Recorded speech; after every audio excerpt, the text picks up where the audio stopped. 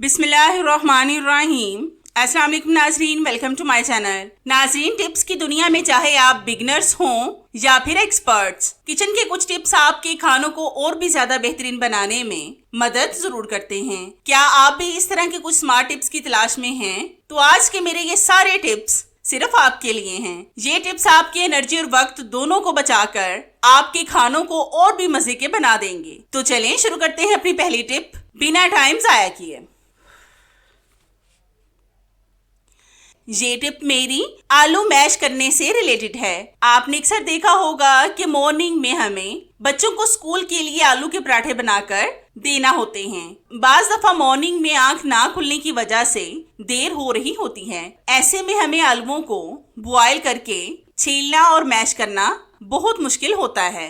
अगर हम आलूओं को फुल ठंडे पानी में डाल दें तो आलूओं का छिलका फिर भी उतर जाता है, लेकिन आलू अंदर से बहुत गर्म होते हैं। आज मैं आपको जीरो ऑफ कॉस्ट बगैर किसी मैशर के बहुत जबरदस्त टिप बताऊंगी। तो इसके लिए आपने लेना है एक फॉर्क। ये तो हम सबके घर में मौजूद होते हैं। इसके साथ आपने आलूओं को मैश करना है। इस तरीके से आप गर्म आलूओं को भी मैश कर सकते हैं। अगर आपको भी सुबह मॉर्निंग में देर हो रही हो तो अब आपको परेशान होने की जरूरत बिल्कुल भी नहीं है, क्योंकि आज आपकी सिर्फ एक फॉर्क से परेशानी खत्म हो जाएगी। इससे आलू मैशर से भी ज्यादा अच्छे मैश होंगे। आप देख सकते हैं कि हम कितने आराम से आलूओं को मैश कर रहे हैं। इस पर ना तो हमारी ज्यादा मेहनत लग रही है और ना ही वक्त जाया हुआ है।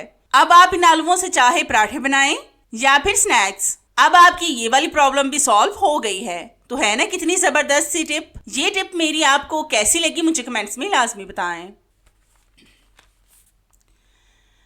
आपने अक्सर नोट किया होगा कि जब हम लहसुन वगैरह को चॉप करते हैं तो इससे हमारा सारा चॉपर गंदा हो जाता है। फिर हमें इसको धोकर रखना पड़ता है, मतलब हमारा काम बढ़ जाता है। अगर हमें कम मिकदार में लहसुन को चॉप करना हो तो आज मैं आपको जो टिप बताऊंगी वो आपको आज बहुत ज्यादा फायदा देगी। इससे ना तो आपको चॉपर का इस्तेमाल करना पड़ेगा और ना ही आपका काम बढ़ेगा। तो इसके लिए आपने लेना है एक प्लास्टिक फूड रैप। ये तो हम सबके घर में मौजूद होता है। इसको डबल करके आपने ग्रेटर के ऊपर इसको लगाना है और फिर इसके ऊपर लहसुन को चॉप करें। अगर आपके घर में प्लास्टिक फूड रैप नहीं है तो आप प्लास्टिक बैग, जिसको हम शॉपर वगैरह भी कहते हैं, उसका इस्तेमाल कर सकते हैं। उसको इस तरह से लगाकर ऊपर से नोट लगा दें। इससे भी आपका ग्रेटर गंदा नहीं होगा। इस तरह से जितना भी आपने लहसुन चॉप करना हो आसानी से चॉप कर लें। अगर आप इस तरीके से अदरक को भी चॉप करना चाहते हैं तो अदरक को भी चॉप कर सकते हैं। मैंने इस तरीके से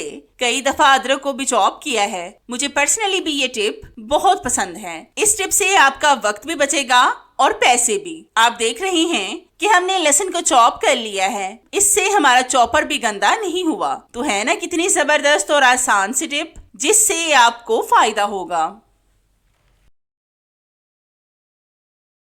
आपने अक्सर देखा होगा कि जब हम आलू वगैरह के पराठे बनाते हैं तो वो हमसे टूट जाते हैं, क्योंकि जब हम पेड़े में आलू की ज्यादा स्टफिंग करते हैं तो वो टूटना शुरू हो जाते हैं। और जो बच्चियां नया नया पराठा बनाना सीख रही होती हैं उनको तो आज लाजमन फायदा होगा। तो इसके लिए आपने लेना है एक रोटी का पेड़ा। जिस हिसाब से आप रोटी बनाते हैं ना उसी हिसाब से आटा ले लें। अब हम इस पेड़े को बेल लेंगे। आप जैसे रोटी बेलते हैं ना वैसे ही बेल लें। आपने रोटी को बिल्कुल भी ज्यादा गोल नहीं करना, बल्कि लंबाई की तरफ फैला लें। जितनी लंबाई रोटी में होगी इतना ही ये गोल बनेगी। हमने रोटी को इस तरह से बेल लिया है। अब हम हाथों की मदद से इसको 3 हिस्सों में डिवाइड करेंगे। आपने इसको तोड़कर अलग अलग नहीं करना, बल्कि इसी तरह से हाथों के साथ इसके पार्ट्स बना लें। आप बस ध्यान से देखते जाएं कि मैं किस तरह से कर रही हूँ ताकि आपको भी आसानी हो। आप देखें कि हमने इसके 3 हिस्से कर लिए हैं। अब हम पहले वाले हिस्से में स्टफिंग रखेंगे। आप अगर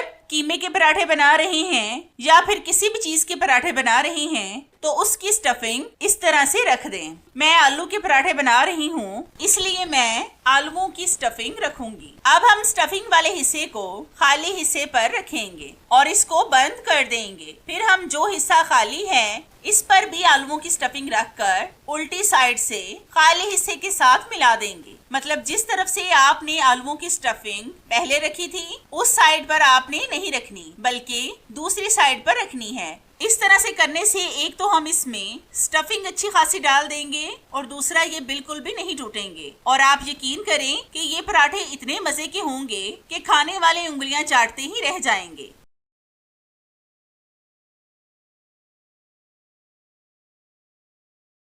ये पराठे बनाकर सहरी के वक्त एंजॉय कर सकते हैं। आप भी लाजमी एक बार इस टिप को ट्राई करके देखें, आपको इसका रिजल्ट इंशाल्लाह 100% मिलेगा।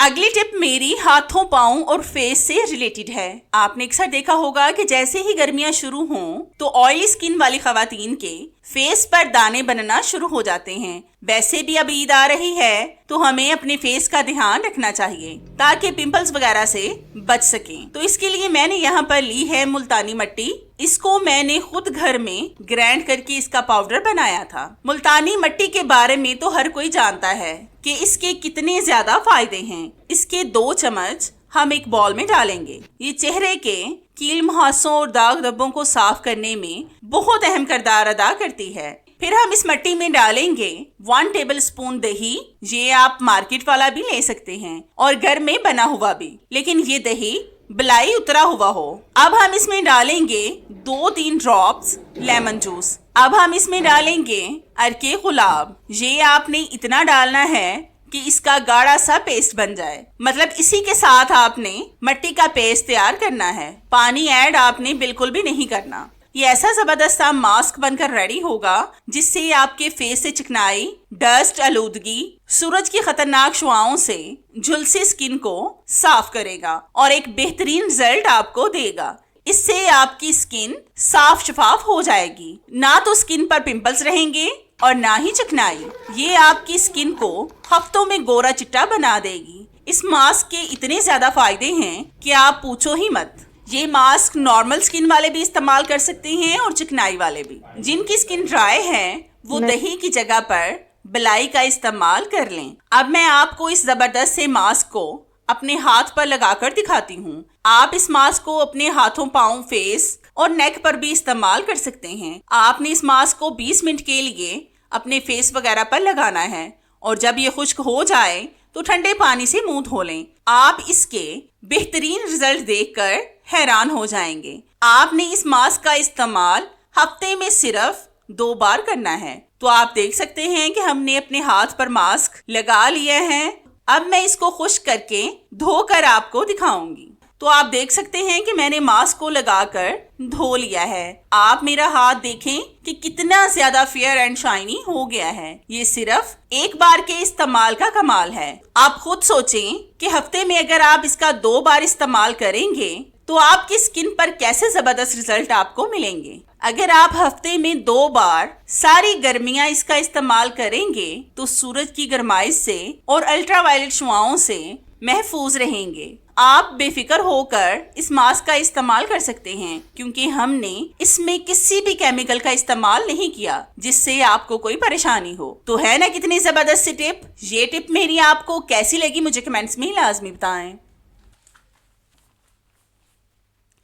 ये टिप तो मेरी सुपर से भी ऊपर है। आपने अक्सर देखा होगा कि जब हम नाइफ के साथ कुछ काट रहे होते हैं तो उस चीज की कटिंग ज्यादा अच्छे से नहीं होती क्योंकि कोई भी चीज हो वो छुरी के साथ चिपक जाती है। आज मैं आपको ऐसी जबरदस्त सी टिप बताऊंगी जिससे आप कुछ भी काटें तो वो छुरी के साथ बिल्कुल भी नहीं चिपकेगा। तो इसके लिए आपने लेना है एक टूथपिक स्टिक। ये तो हम सबके घर में मौजूद होते हैं। एक टूथपिक को हम टेप के साथ छुरी पर लगाएंगे। आपने छुरी के शार्प हिस्से से थोड़ा सा ऊपर लगाना है ताकि जब आप किसी चीज को काटें तो आपको कोई भी परेशानी ना हो। इस तरह से टूथपिक लगाने से ये फायदा होगा कि आपको सब्जियां वगैरह काटने में कोई भी परेशानी नहीं होगी और फिर आप आराम से सारी सब्जियां काट सकेंगे। बाज दफा जब हम कोई चीज काटते हैं तो छुरी के साथ चिपकने की वजह से उनकी शेप भी खराब हो जाती है। इस तरीके से आपकी हर तरह की प्रॉब्लम आज सॉल्व हो जाएगी। तो है ना ये भी कितनी जबरदस्त टिप।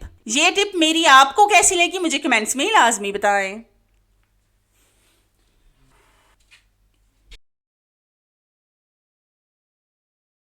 आज मैं आपको इसका बेहतरीन सा हल बताऊंगी जिससे जले हुए का भी इस्तेमाल हो जाएगा और ये जाया भी नहीं करना पड़ेगा। तो इसके लिए आपने लेना है ग्रेटर। इसको आपने ब्रेड के जले हुए हिस्से पर रब करना है। इस तरह से रब करने से जले हुए पार्ट्स रिमूव हो जाएंगे और आपका ब्रेड बिल्कुल ठीक हो जाएगा। फिर आपको इसको खाने में भी परेशानी नहीं होगी और ये कड़वा भी नहीं लगेगा। अगर बेदहानी में कभी मेरे साथ भी ऐसा हो जाए तो मैं इसी तरीके से इसको जाया होने से बचा लेती हूँ।